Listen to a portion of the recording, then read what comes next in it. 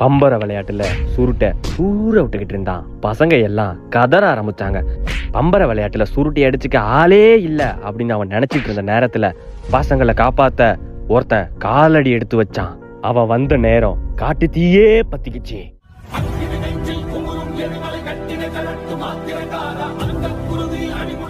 தம்பி 1vs1 வரியா? வாங்க, ரெடி, ஸ்டார்ட். 1 2 3 ஹபீட். என்ன அதுக்குள்ள எடுத்துட்டான்? என்னண்ணா தம்பி பாயிண்ட் வரட்டும்.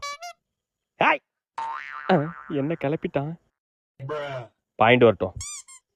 கொளுத்து. என்ன வல்லா தாண்டிட்டு இப்ப அடுத்து உக்கு வைப்பானே.